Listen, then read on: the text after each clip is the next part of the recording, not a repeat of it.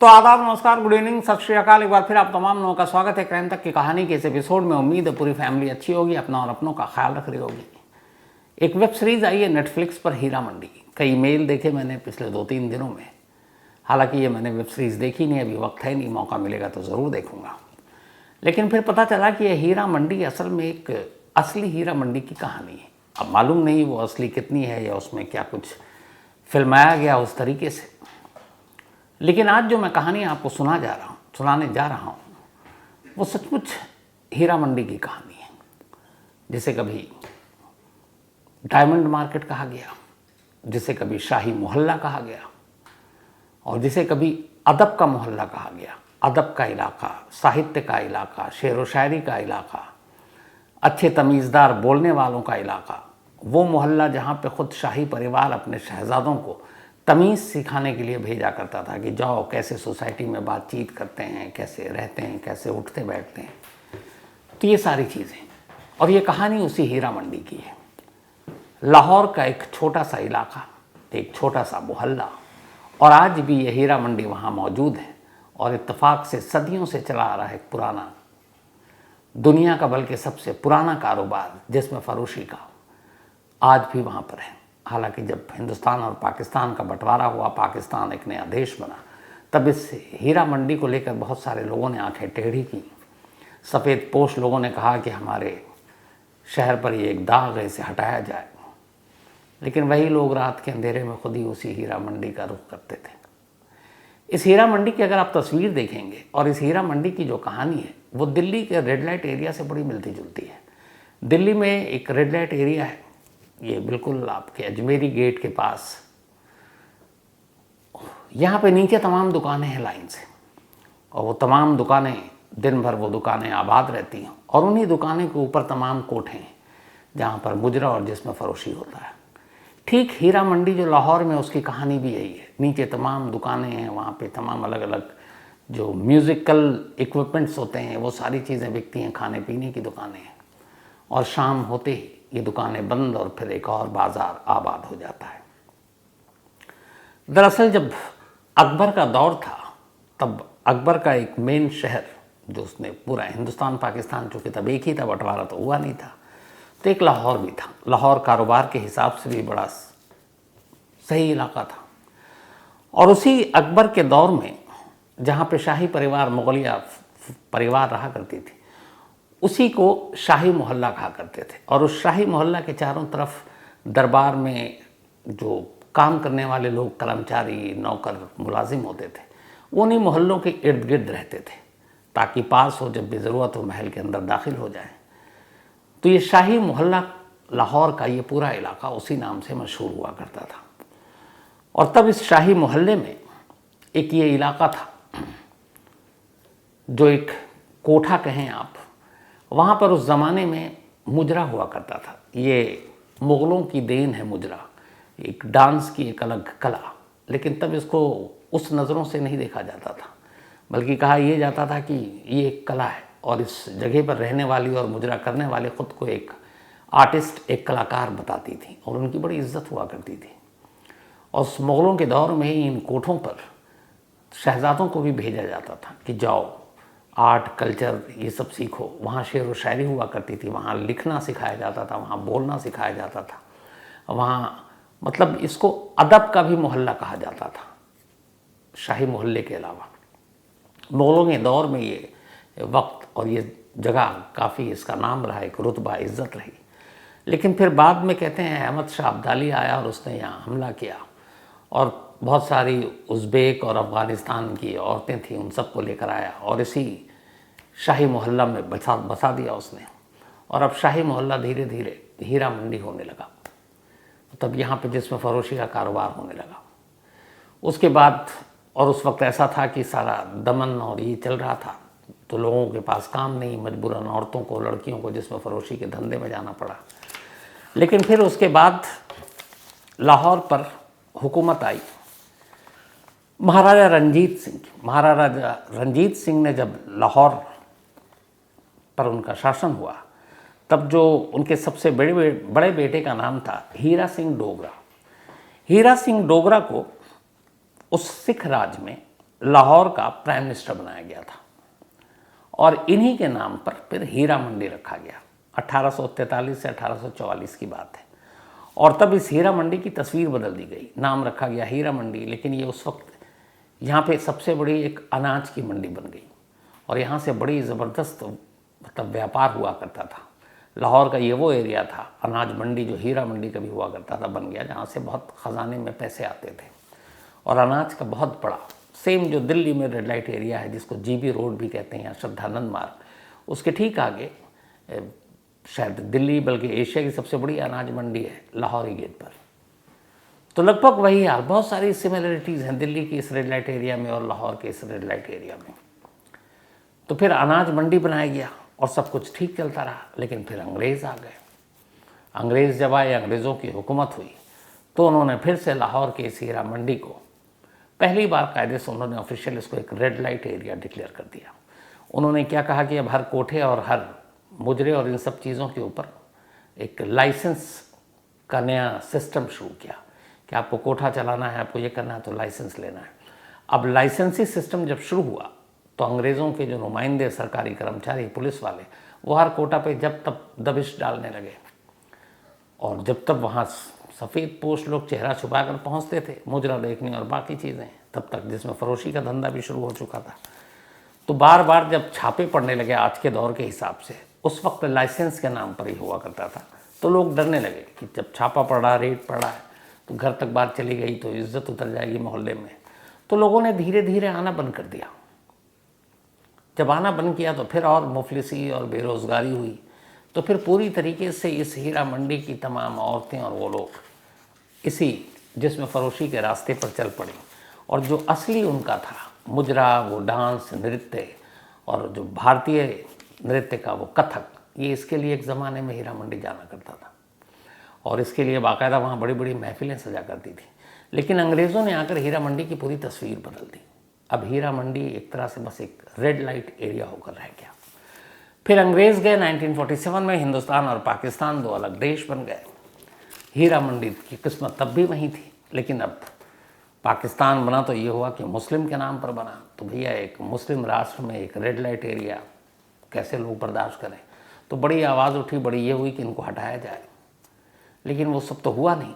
लेकिन हीरा मंडी की बदकिस्मती का दौर शुरू हो गया। लोग रात के अंधेरे में तो जाते, लेकिन दिन के उजाले में उसी हीरा मंडी को वहाँ से हटाने की बात क्या करते। आज 2024 में भी हीरा मंडी अपनी जगह पर कायम है और वही सारी चीज़ें वहाँ होती हैं। वहाँ आज भी मुजरा होता है, लोग जाते हैं जिसमें फरोशी होती है। लेकिन अब पिछले कुछ वक्त से जब से सोशल मीडिया आया, हीरा मंडी की तकदीर फिर से ख़राब होनी शुरू हो गई। अब social media, online escort service, उसने हीरा मंडी की एक तरह से तकदीर ख़राब कर दी और भी ज़्यादा वहाँ बदतर हालात हो गए। तो ये तो हीरा मंडी की कहानी थी, लेकिन असली कहानी हीरा मंडी की कुछ और है। कहते हैं इसी हीरा मंडी में लाहौर की एक बहुत खूबसूरत तवाइफ रहा करती थी और वो उसके मुजरे के लोग दीवाने थे, बड़े बड़े लोग, नवाब, अमीर ख़ानदान के लोग, वो सब ख़ास तौर पर इस हीरा मंडी में सिर्फ उस जो बेहद खूबसूरत एक लड़की थी जिसका नाम था निग्गो, हालांकि उसका नाम असली था नरगिस, लेकिन प्यार से उसे लोग निग्गो बुलाते थे। तो ये निग्गो का दौर था और इस निग्गो की वजह से हीरा मंडी की बड़ी चर्चे हुआ करते थे। उसकी खूबसूरती के, उसकी अदाओं के, उसके डांस के दीवाने थे और पूरा हीरा मंडी एक तरह से कहें तो एक दौर था जब निग्गो की वजह से ही आबाद हुआ करता था, गुलजार होता था। अब निग्गो की वजह से सब कुछ चल रहा था। अच्छा, ये दौर था जब फिल्में भी आनी शुरू हो गई थी। भारत में तो फिल्में बन गई थी, शायद 1913 में दादा साहब फाल्के ने बनाई थी, लेकिन उस वक्त फिल्मों में कोई महिला काम या लड़की काम करने को तैयार नहीं होती थी, बड़ी बुरी चीज़ मानी जाती थी फिल्में। तो तब हीरोइन की भी जो भूमिका होती थी वो मर्द कपड़े पहनते थे और उस तरीके से उन्हें औरत बनाकर पेश किया जाता था। तो अब क्या करें, बड़ी मुश्किल होती थी हीरोइन की तलाश में। तो इंडिया और पाकिस्तान दोनों में ये कल्चर शुरू हुआ कि और तो कहीं अच्छी फैमिली की महिलाएं, औरतें, लड़कियां काम करेंगी नहीं। आज जबकि आप देख लीजिए फिल्मों में चांस उस नज़र से अब देखा नहीं जाता है हीरोइनों को। तो तब रेड लाइट एरिया की तरफ ध्यान जाता था फिल्मों के डायरेक्टर, प्रोड्यूसर का कि यहाँ से शायद ये लोग काम कर लें। और बहुत सारी ऐसी हैं जिन्होंने हीरा मंडी की हिंदुस्तान की फिल्मों में काम किया, बहुत सारी हीरा मंडी की थी जिन्होंने पाकिस्तान में काम किया, और उन्हीं में एक थी नरगिस उर्फ निग्गो, जिसकी खूबसूरती और जिसकी अदाओं और डांस का पूरा लाहौर दीवाना था। तो उसी दौर में एक प्रोड्यूसर थे वहाँ पर, और उन्हें एक हीरोइन की तलाश थी, लेकिन कोई हीरोइन काम करने को तैयार नहीं थी। तो अब क्या किया जाए? तो एक रोज़ वही प्रोड्यूसर हीरा मंडी में पहुँचते हैं और देखते हैं जिस कोठे पर निग्गो का डांस हुआ करता था, मुजरा हुआ करता था, उसके नीचे सबसे ज़्यादा भीड़। तो उन्होंने कहा इतनी भीड़ क्यों है? फिर भीड़ का हिस्सा बनकर वो खुद भी कोठे पर पहुँच गया और उसके बाद मुजरा देखा उन्होंने नरगिस का। देखकर वो इतने ज़्यादा प्रभावित हुए, उसकी खूबसूरती, उसकी अदाएँ, उसके डांस, कि उन्होंने फ़ौरन तय कर लिया कि इसको वो अपनी अगली फिल्म में लेंगे। इसके बाद उन्होंने निग्गो से बात की। निग्गो भी अब हीरा मंडी से निकलना चाहती थी, वो फ़ौरन तैयार हो गई। इसके बाद पहली फिल्म 1964 में जो नरगिस को मिली उसका नाम था इशरत, और इस इशरत फिल्म में उसके जो डांस का पूरा सीक्वेंस था वो देखते ही देखते बहुत मशहूर मकबूल हो गई पाकिस्तान में। इसके बाद तो फिर फिल्मों का सिलसिला चल पड़ा। शहनशाह जहांगीर, नई लैला नया मजनू, अंदालीब, लव इन जंगल, अफसाना, मोहब्बत, मतलब लगभग 80 से 100 फिल्मों के बीच में काम किया एक हीरा मंडी की तवाइफ ने। और ज़्यादातर फिल्मों में डांस आइटम भी रखा जाता लोगों के हिसाब से। तो अब निग्गो या फिर नरगिस पाकिस्तानी सिनेमा में आने के बाद पाकिस्तान में उसकी मशहूरियत बहुत बढ़ गई। अब वो एक बहुत बड़ी स्टार हो चुकी थी और ज़िंदगी बड़ी सही चल रही थी। इसी दौरान में अब 70 का दशक आया। एक प्रोड्यूसर थे बहुत बड़े पाकिस्तानी फिल्मों के, ख्वाजा मजहर। ख्वाजा मजहर ने कई फिल्में देखी थी, तो एक बार नरगिस के पास गए, उन्होंने कहा कि मैं तुम्हें अपनी फिल्म में कास्ट करना चाहता हूँ। फिल्म का नाम था कासो। कासो फिल्म में कास्ट किया। फिल्म की शूटिंग के दौरान मजहर और नरगिस में प्यार हो गया। ये भी एक फिल्मी कहानी थी लेकिन पर्दे के बाहर की असली। तो जब प्यार हो गया तो एक रोज़ ख्वाजा मजहर ने नरगिस के सामने ऑफ़र रखा, मतलब प्रपोज किया और कहा कि मैं तुमसे प्यार करता हूँ, तुमसे शादी करना चाहता हूँ।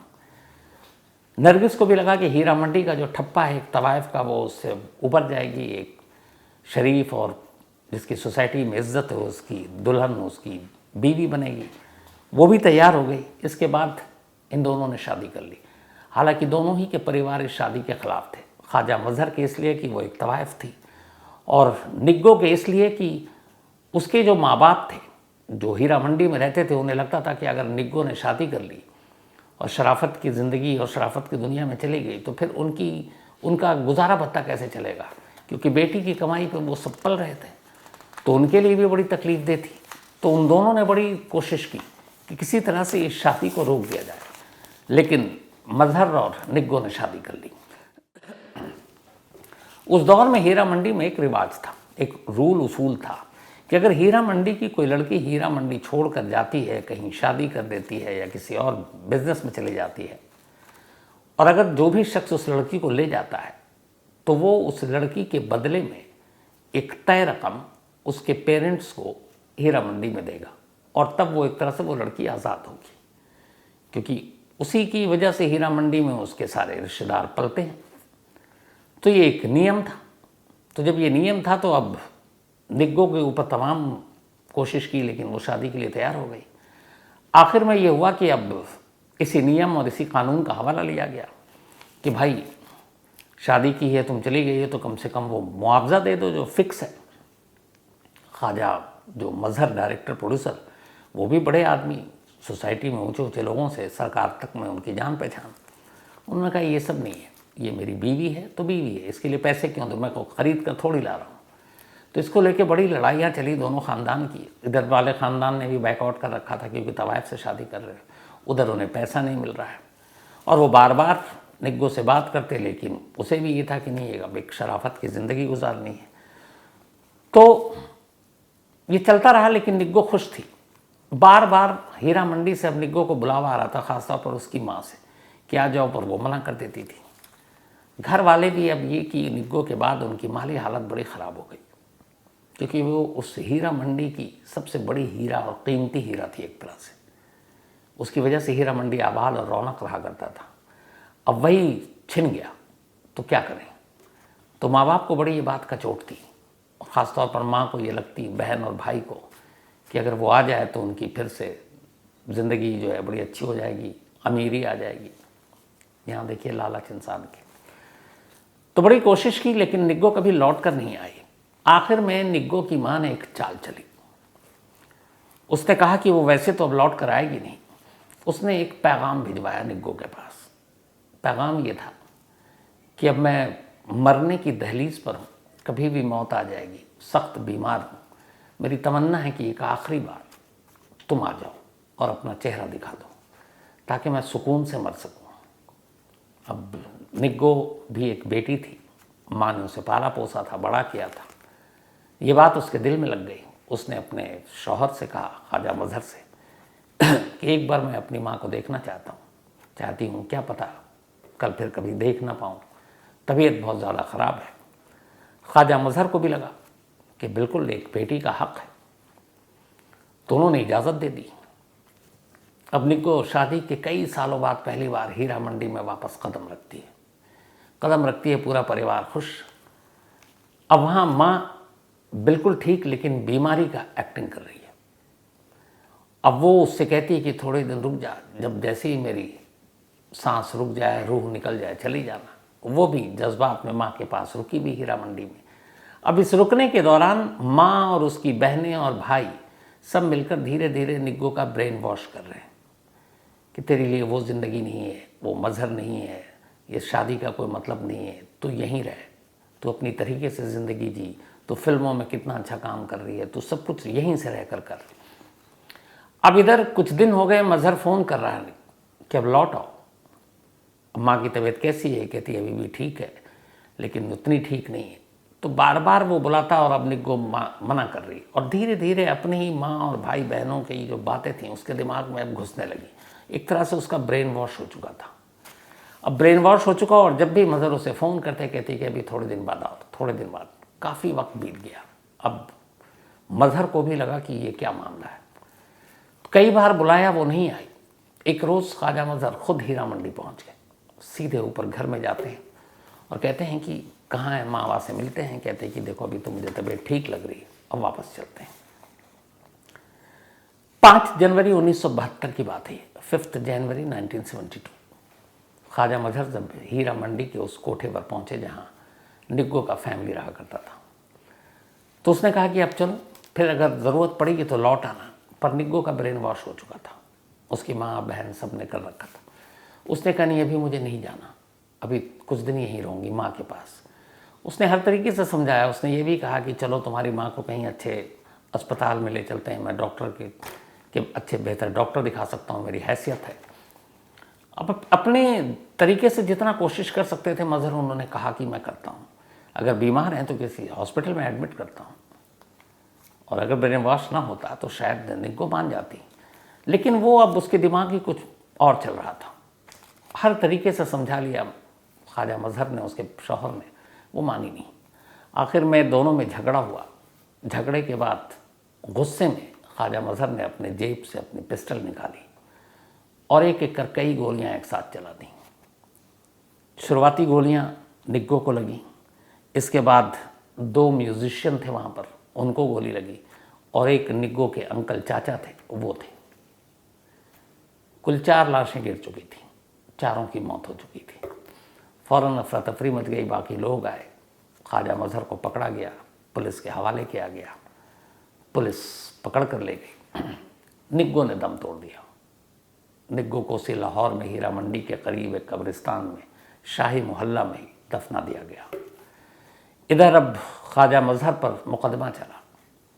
मुकदमा चलने के बाद उन्हें उम्र कैद की सज़ा दी गई, अपनी ही बीवी, 2 म्यूजिशियन और एक बीवी के चाचा के कत्ल के इल्ज़ाम में। लेकिन उम्र कैद की सज़ा वो काटते जेल में रहने के साथ 7 साल के अंदर अंदर ख्वाजा मजहर की बीमारी से मौत हो गई और उन्हें भी लाहौर में दफना दिया गया। आज भी लाहौर की इस हीरा मंडी में ख्वाजा मजहर और निग्गो उर्फ नरगिस की ये कहानी सभी जानते हैं। आज भी हीरा मंडी वहीं पर मौजूद है। आज भी शाम को वहाँ वैसे ही घुंघरुओं की आवाज़ आती हैं। आज भी दिन में वो पूरी एक मंडी है जहाँ दुकानें हैं, लेकिन शाम को एक बाज़ार सजता है जहाँ सफ़ेद पोश और समाज के इज़्ज़तदार और शरीफ लोग आते हैं। लेकिन अब दुनिया के इस सबसे पुराने कारोबार की जो नई शक्लें आई हैं सोशल मीडिया पर, उसने इस कारोबार पर भी मंदी का असर डाला है। अब ये कारोबार इतना गुलजार नहीं है और वहाँ काम करने वाली तमाम, जिसमें फरोशी के धंधे में है, वो तमाम तवाइफ, वो तमाम मुजरा करने वाली, उनके दिन बड़ी गरीबी में चल रहे हैं। तो ये थी हीरा मंडी की कहानी, लाहौर के हीरा मंडी की कहानी। अब पता नहीं जो संजय लीला भंसाली जी की हीरा मंडी आई है उसमें क्या कहानी है, देखूंगा तो बताऊंगा। और आप लोगों में से अगर किसी ने देखा हो तो ज़रूर बताइएगा, अपनी राय दीजिएगा। मंडे को मैं उस राय को बाकी लोगों के साथ शेयर करूंगा। तो कहानी में आज इतना ही। अब आपसे मुलाकात होगी मंडे को किसी नई कहानी के साथ, लेकिन संडे को फॉलो अप में। तो तब तक अपना और अपनों का ख्याल रखिएगा। लेकिन कहानी ख़त्म करूं उससे पहले वही सिलसिला। आज रंजीत सिंह चौहान, इनका जन्मदिन है, तो हैप्पी बर्थडे रंजीत जी। और ये सुचित्रा जी ने भेजा है। साथ ही रुस्तम पटेल का भी आज बर्थडे है, तो हैप्पी बर्थडे रुस्तम साहब। साहिल का भी आज जन्मदिन है, हैप्पी बर्थडे साहिल, भेजा मयंक त्रिपाठी ने है। इसके अलावा रवि बघेल, इनका भी बर्थडे है, हैप्पी बर्थडे रवि। और अच्छा लगा, बर्थडे के दिन आप पेड़ लगाएंगे और पेड़ के साथ साथ ऊपर वाला आपकी भी लंबी उम्र करे, यही दुआ है। बहुत सारे लोगों ने कल की कहानी पर मेल लिखे हैं, जैसे गौरव श्रीवास्तव हैं, महावीर किडनैपिंग के ऊपर जो कल की कहानी सुनाई थी, नंदन कृष्णा हैं, रविशंकर हैं, मयूर थोले हैं, श्याम सुंदर पाठक हैं, मनीराम पुनिया हैं, राहुल द्विवेदी हैं, डॉक्टर परशुराम मोतीलाल दलबंजन हैं। और सभी का एक सवाल था, एक तो ये कि वो तो वापस आ गया, लेकिन जो बाकी लोग जिनको किडनैप करके वहाँ कंस्ट्रक्शन साइट पे काम करा रहे हैं, उनका क्या, पुलिस क्या। तो जो मेरी अभी बात हुई है बल्कि कल ही बात हुई थी, शेयर करना भूल गया था, ये पूरी इन्फॉर्मेशन दी गई है। और अभी चूँकि उससे अब पुलिस पूछताछ कर रही है कि किसी तरह से उस लोकेशन के बारे में, उस जगह के बारे में, क्योंकि अभी तो बेचारा 2 साल बाद मिला, थोड़ा शौक भी है।